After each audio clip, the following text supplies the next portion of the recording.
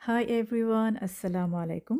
আমার last blog ছিল high protein ও ফাইবারযুক্ত শস্য খেয়ে কীভাবে সুস্বাস্থ্যের অধিকারী হবেন। যেহেতু আপনারা খুব ভালো রেসপন্স দিয়েছেন, thank you all so much. তো আজকে আমি শেয়ার করব what I eat in a day to maintain a slim figure and stay healthy at the same time. সকালে যখনই ঘুম থেকে উঠি না কেন, এক জায়গায় বসে প্রথমে 2 গ্লাস পানি পান করি, because it's an important part of our immune system. খালি পেটে পানি খাওয়ার কারণে আমাদের শরীরের পক্ষে অনেক ইজি হয় অনেক রকমের ইনফেকশন ফাইট করা। কিডনির মধ্যে যে অ্যাসিড জমা হয় সেগুলো সকালবেলা খালি পেটে পানি খাওয়ার কারণে অনেকটা ব্লিচের মতো ক্লিন করে ফেলে। That means fewer kidney stones. দাঁড়িয়ে পানি পান করলে কিডনিকে ফিল্টার না করেই দ্রুত চলে যায় একদম স্পিডে তলপেটে, সেইখান থেকে ডাইরেক্ট চলে যায় ব্ল্যাডারে। এতে কি হয়, সব ময়লা গিয়ে জমা হয় ব্ল্যাডারে and at the same time damages the functioning of the kidneys. Dear viewers, আজকে আমি শেয়ার করব আমি প্রতিদিন কি খেয়ে থাকি। বেসিক্যালি আমি প্রতিদিন একই খাবার খেয়ে থাকি। I never gate board, I don't know Y. অনেকে কমপ্লেন করেন প্রতিদিন এক খাবার খেতে ভালো লাগে না। কেন ভাই, কেন ভালো লাগে না? আমাদের যারা অ্যানসেস্টর ছিলেন তারা কি এক এক দিন এক এক খাবার খেতেন? না, বলতে গেলে তারা প্রতিদিন একই খাবার খেতেন। ভালো স্বাস্থ্য মেনটেন করতে হলে, হেলদি থাকতে হলে একটু মানে আজেবাজে খাওয়া, নিত্য নতুন খাওয়া-দাওয়া এগুলো থেকে একটু নিজেকে বিরত রাখতে হবে। ঠিক আছে? দেখা যাচ্ছে ২ টো বয়েলড এগ, এগুলো ছুলে আমি এই ছোট্ট কন্টেনারে করে একপাশে রেখে দিব।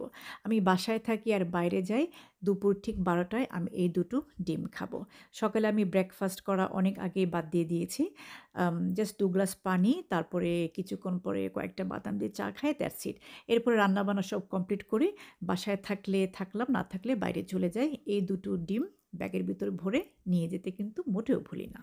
যাদের হাই কোলেস্টেরলের প্রবলেম আছে বা হাই ব্লাড প্রেশার প্রবলেম আছে, তারা সপ্তাহে ২-৩ টা ডিম খেতেই পারেন। ডিমের সাদা অংশ খেতে কোনো সমস্যা নেই। বাট আমারও কিন্তু কোলেস্টেরলের প্রবলেম আছে, তারপর আমি প্রতিদিন ২ টো করে বয়েলড এগ খেয়ে থাকি। আমি সকালে ব্রেকফাস্ট করি না, কারণ ব্রেকফাস্ট না করাটাই ভালো। ওই জমানায় আমাদের অ্যানসেস্টররা কি সকালে ঘুম থেকে উঠেই কর্নফ্লেক্স, ব্রেড, বাটার নিয়ে বসতেন? না। তারা হান্টিংয়ে বেরোতেন। তো সকালবেলা ব্রেকফাস্ট না করাটাই আমার কাছে অনেক রাইট মনে হয়, তাই আমি সেটা করি। আপনারটা আপনি বুঝে করবেন। ব্রেকফাস্ট স্কিপ করার কারণে it effectively reduced my calorie intake, increased weight loss and improved my metabolic health. Metabolic হেলথের কয়েকটি ক্রাইটেরিয়া আছে, যেমন West, circumference, blood pressure, fasting blood glucose level, cholesterol level, আরও কী যেন আমার এই মুহূর্তে মনে পড়ছে না। বাট আপনারা কি জানেন ওয়েস্ট সার্কামফারেন্স বলতে কি বোঝায়? এইটার মানে হচ্ছে the distance around your waist just above your hips. যত বেশি হায়ার ওয়েস্ট সার্কামফারেন্স হবে, তত বেশি নানান রকমের অসুখ বিসুখের আশঙ্কা বাড়িয়ে দেবে। একজন মানুষের ওয়েস্টের ফ্যাট দেখে ডক্টররা কিছুটা হলেও আন্দাজ করতে পারেন যে কী পরিমাণ ইন্টারনাল ফ্যাট কোট করে আছে তার heart, kidneys, liver, digestive organs and pancreas. ২ glass পানি খাওয়ার কিছুক্ষণ পরে আমার ১ কাপ চা খাওয়াই লাগে। এখানে আমি চায়ের সাথে ২ টো ওয়ালনাট এবং ২ টো ব্রাজিল নাট খাবো। Brazil nut full of mineral selenium. এটা ব্রেনের জন্য খুব ভালো, যাদের থাইরয়েড প্রবলেম আছে তাদের জন্য খুব ভালো। আর ওয়ালনাটও ব্রেনের জন্য খুবই ভালো। আর এটা কোলেস্টেরল মেইনটেইন করতে অনেকটা হেল্প করে, ওয়েট লুজ করতেও অনেকটা হেল্প করে। এখন আমি চায়ের মধ্যে সুগার ফ্রি মিল্ক অ্যাড করব, তারপরে টি ব্যাগ ফেলে দিয়ে কোলাজেন অ্যাড করব। Collagen is what keeps our skin from sagging, giving us the plump youthful look. আর কোলাজেনের সাইড এফেক্ট হচ্ছে skin rashes, kidney, liver, stomach and heart problems. Collagen is a structural protein. So collagen daily intake করার আগে আপনার allergic যে ব্যাপারগুলো আছে সেগুলো একটু চেক করে নেবেন। আমি কস্টকো থেকে কিনে থাকি। আপনারা যেখান থেকেই কিনুন না কেন, যে দেশের থেকেই কিনুন না কেন, অবশ্যই ইনস্ট্রাকশনস পড়ে খাবেন এবং খাওয়ার পরে খেয়াল রাখবেন যে আপনার বডিতে কোনো রকমের রিঅ্যাকশন হচ্ছে কিনা। আলহামদুলিল্লাহ আমার এই পর্যন্ত কোনো রিঅ্যাকশন হয়নি, বরং এটা ইনটেক করার পর থেকে আমি আমার বডি চেঞ্জেসগুলো অবশ্যই আমি বুঝতে পেরেছি এবং আমার পরিচিত যারা আছে অনেককে আমি এটা সাজেস্ট করেছি এবং তারা এই কোলাজেন ইনটেক করে অনেকটা উপকৃত হয়েছেন। যারা দেখছেন ফ্রম বাংলাদেশ, বাংলাদেশেও কিন্তু এখন অনেক ভালো, ভালো কোলাজেন পাওয়া যায় যেগুলো বিদেশ থেকেই আসে। তো বারবার বলছি যখনই কোলাজেন ইনটেক করবেন বি কেয়ারফুল। ১ম এ ২-১ দিন খেয়ে দেখবেন আপনার শরীরে কোনো রকমের অ্যালার্জিক রিঅ্যাকশন হচ্ছে কিনা। আর যাদের সিরিয়াস হার্ট কন্ডিশন আছে বা হাই কোলেস্টেরল প্রবলেম আছে, তারা ইনটেক করার আগে অবশ্যই আপনার ডাক্তারের সাথে কথা বলে নিবেন। প্রতিদিন ব্রেকফাস্ট স্কিপ করে সকালে জাস্ট চা, বাদাম, কোলাজেন খেয়ে দুপুর ১২টার দিকে ২টো ডিম খেয়ে থাকি। ২টো ডিম খাওয়ার কয়েক ঘন্টা পরে অবশ্যই আমি সলিড কিছু খাবার খেয়ে থাকি। সেই খাবারটা আমি কী খাই এখন আমি শেয়ার করব। তো প্রতিদিন রাত্রে ঘুমানোর আগে আমি এইভাবে দুধের মধ্যে কিছু বাদাম ভিজিয়ে রাখি। একদিন এই বাদাম ভেজানো দুধ দিয়ে আমি উইটাবিস খাই, আরেকদিন আমি খাই হচ্ছে চিয়া সিড, ফ্ল্যাক্স সিড দিয়ে। চিয়া সিড, ফ্ল্যাক্স সিডস আমি এভরিডে খাই না, ১ দিন বা ২ দিন পরপর খেয়ে থাকি। এখানে আমি ২টো ওয়ালনাট, ২টো ব্রাজিল নাটস, কয়েকটা ক্যাশু নাটস, কয়েকটা বলতে ৫-৬টা, ৫-৬টা আলমন্ডস, তারপরে ১ মুঠো থেকেও অনেক কম কতটুকু আম আ সানফ্লাওয়ার সিড এবং পাম্পকিন সিড ভেজাবো দেখাবো। আসলে এত সিডের নাম বলছি আমার মাথা থেকে ব্ল্যাঙ্ক হয়ে যাচ্ছে। Pumpkin seeds and sunflower seeds এগুলো হচ্ছে মহান আল্লাহ তাআলার দেওয়া খুবই, খুবই কঠিন পাওয়ারফুল মেডিসিন। ডাক্তারের আজেবাজে মেডিসিন না খেয়ে এগুলোর পিছনে টাকা খরচ করে এগুলো খাওয়া শুরু করুন, দেখবেন ডাক্তারের কাছে আর যাওয়া লাগবে না। কত কিছু যে আছে এই সানফ্লাওয়ার সিডস আর ইয়ের মধ্যে, পাম্পকিন সিডসের মধ্যে। আমি বারবার এগুলোর নাম ভুলে যাচ্ছি। এতগুলোর নাম একসাথে মনে থাকছে না। তো এখানে মাপটা দেখুন কোয়ার্টার কাপ। হুম? তো আমি পুরোটা একবারে খাবো না। আপনি যদি ইচ্ছা করেন এই কোয়ার্টার কাপই আম দুধের মধ্যে ভেজাতে পারেন। কিন্তু আমি সারাদিন বাদাম-টাদাম খাই তো। তো এখন অল্প কিছু রাখবো দুধের মধ্যে। বাকিটা আমি অন্য এক সময় বিকেলবেলা চা দিয়ে হয়তো বাকি মানে মুড়ির মতো খাবো আরকি। তো এখানে কোয়ার্টার কাপের হাফ রাখলাম সানফ্লাওয়ার সিড। এখন দিব হচ্ছে সরি ওইটা ছিল pumpkin seed, this is sunflower seed. এটাও আমি এই কোয়ার্টার কাপের হাফ কাপের মধ্যে ঢালবো। বাকিটা রেখে দিব বিকেলবেলা চায়ের সাথে হয়তোবা মুড়ির মতো খাবো। আমি এখানে যত রকমের নাটস, যত রকমের সিডস অ্যাড করলাম, আপনারা প্লিজ কাইন্ডলি নিজেরা একটু রিসার্চ করে দেখবেন। অবাক হয়ে যাবেন যে কত পাওয়ারফুল এই প্রত্যেকটা সিড, বাদাম। মানে এগুলোর মধ্যে মহান আল্লাহ তাআলা কী যে রেখে দিয়েছেন আমাদের চিন্তার বাইরে। ডাক্তারের পিছনে টাকা পয়সা নষ্ট না করে এগুলোর পিছনে একটু পয়সা খরচ করুন। ডাক্তারের কাছে আর যাওয়া লাগবে না। অনেক, অনেক ভালো থাকবেন। whether you are diabetic, heart patient, আরও যত রকমের হাবিজাবি রোগ আছে, অনেক কিছু থেকে মহান আল্লাহ তাআলার অশেষ মেহেরবানিতে এই সিডগুলোর বদৌলতে, এই বাদামগুলোর বদৌলতে অনেকটা প্রোটেকশন পাবেন ইনশাআল্লাহ। আমি নিজের উপরে এগুলো সব পরীক্ষা করেছি। After every 3 month blood test করে আমি বুঝতে পারি যে এগুলো খাওয়ার পরে আমার শরীরে কত রকমের পরিবর্তন আসছে। আল্লাহর রহমতে আমি কতটা ভালো আছি। আচ্ছা এখানে ২ ব্র্যান্ডের soya milk sugar free share করছিলাম। ইদানিং আমি অ্যালপ্রো ব্র্যান্ডের এই মিল্কটা একেবারেই খেতে পারছি না। একটু গন্ধ লাগছে আমার কাছে। এজন্য টেস্কো ব্র্যান্ডের নিয়ে আসছি। এনিওয়ে আজকে আমি অ্যালপ্রো দিয়েই আমার নাটসগুলো দুধে সোক করব এবং আগামীকাল ২ টা উইটাবিক্স দিয়ে অনেকগুলা মিক্সড বেরিজ দিয়ে আমার একটা ভালো মিল খাওয়া হয়ে যাবে। Try to get mixed berries instead of fresh ones. Mixed বেরিজে ভিটামিনসগুলো ইনটেক্ট থাকে। বাংলাদেশের বিভিন্ন জায়গায় কিন্তু এখন ফ্রোজেন মিক্সড বেরিজ পাওয়া যায়। একটু খুঁজে নেবেন। আর যাদের ডায়াবেটিস আছে তারাও কিন্তু পরিমাণ মতো এভরিডে মিক্সড বেরিজ খাওয়ার চেষ্টা করবেন। আপনার ব্লাড সুগার খুব সুন্দরভাবে নিয়ন্ত্রণে থাকবে। আমি যে ভাত রুটি খাই না তা না কিন্তু মাঝে মধ্যে খেয়ে থাকি। কারো বাসায় দাওয়াতে গেলে খেয়ে থাকি বা অনেক সময় বাইরে আউটিংয়ে যাই না তখন খাই। তো আজকে আমি যে মিল রেডি করব সেটা হচ্ছে চিয়া সিড এবং ফ্ল্যাক্স সিড দিয়ে। চিয়া সিড 2 টেবিল স্পুনের বেশি কোনোভাবেই না পার ডে। ফ্ল্যাক্স সিডও সেম 2 টেবিল স্পুনের বেশি কোনোভাবেই না। আগে আমি ডেইলি খেতাম ফর ওয়েট লুজের জন্য। এখন যেহেতু আমি অনেকটা ওয়েট লুজ করে ফেলেছি এজন্য আমি ২-১ দিন পর, পর এটা খেয়ে থাকি। এভরিডে আর খাই না। তো এখানে আমি অ্যাড করছি 2 টেবিলস্পুন চিয়া সিডস। এরপরে অ্যাড করব 2 টেবিলস্পুনস ফ্ল্যাক্স সিডস। যারা জানেন না চিয়া সিডস এবং ফ্ল্যাক্স সিডসের সম্পর্কে প্লিজ একটু রিসার্চ করবেন, অবাক হয়ে যাবেন। কত কিছু যে লুকিয়ে আছে এই ছোট, ছোট দানার মধ্যে, সবই হচ্ছে গড গিফটেড। আরও অ্যাড করছি a mixture of sesame seed and poppy seed.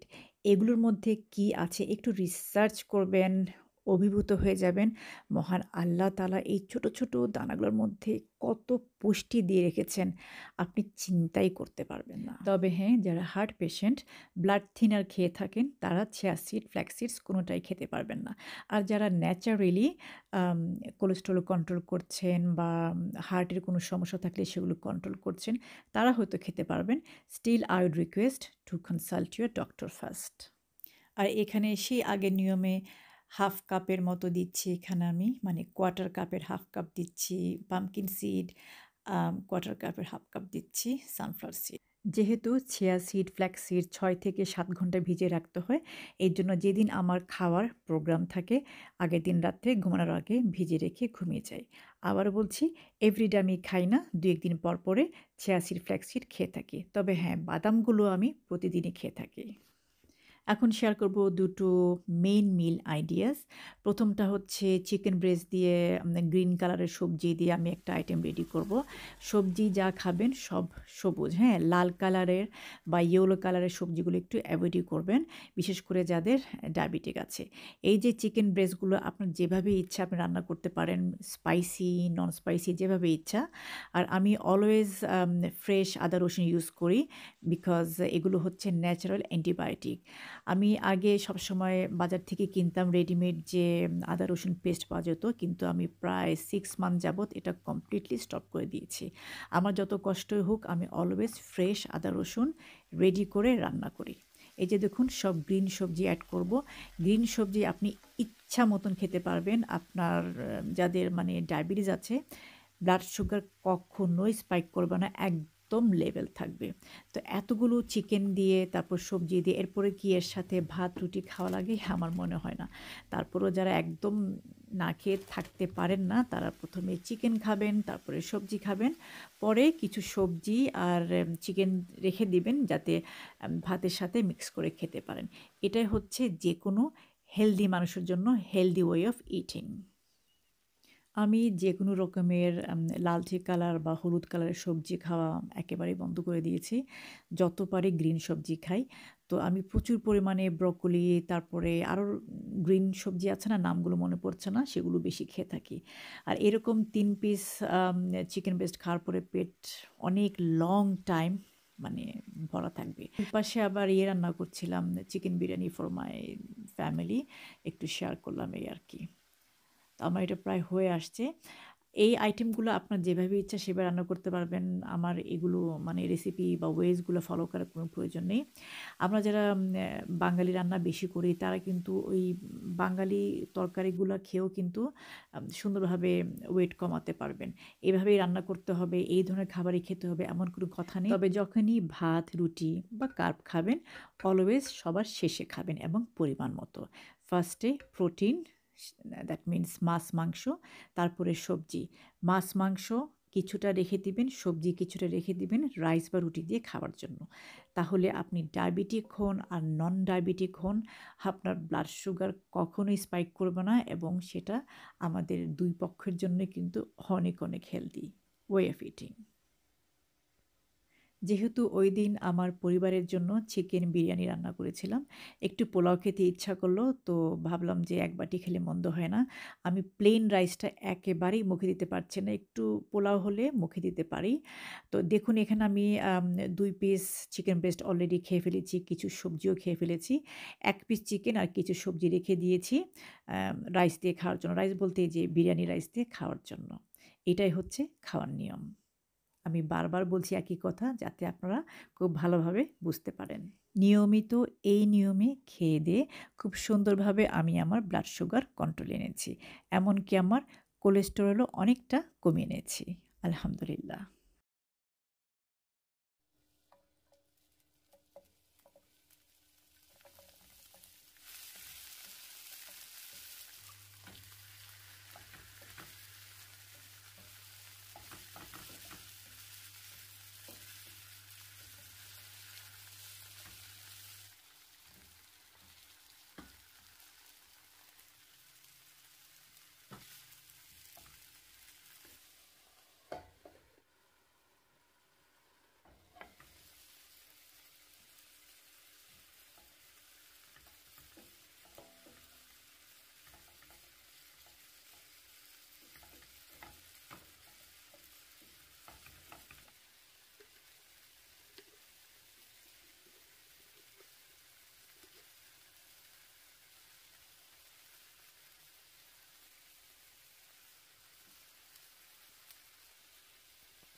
আমি তেলাপিয়া ফিশ একটু বেশি খেয়ে থাকি, আর গ্রিন যত সবজি আছে সেগুলো একটু বেশি খেয়ে থাকি।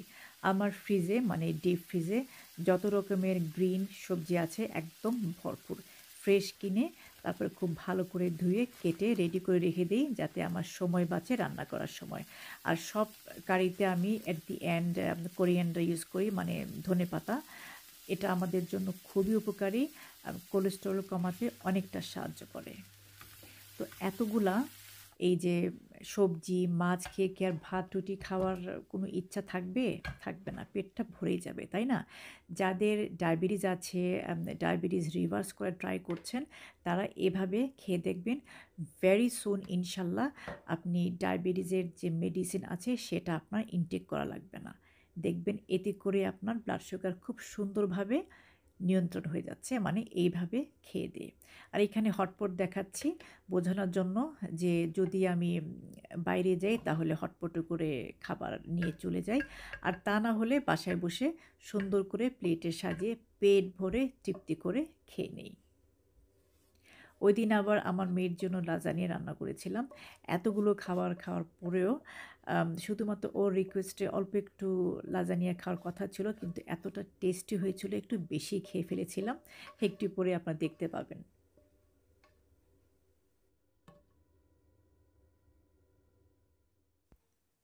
দেখুন কত বড় লাজানিয়া স্লাইস নিয়েছি। খেতে খুবই টেস্টি হয়েছিল।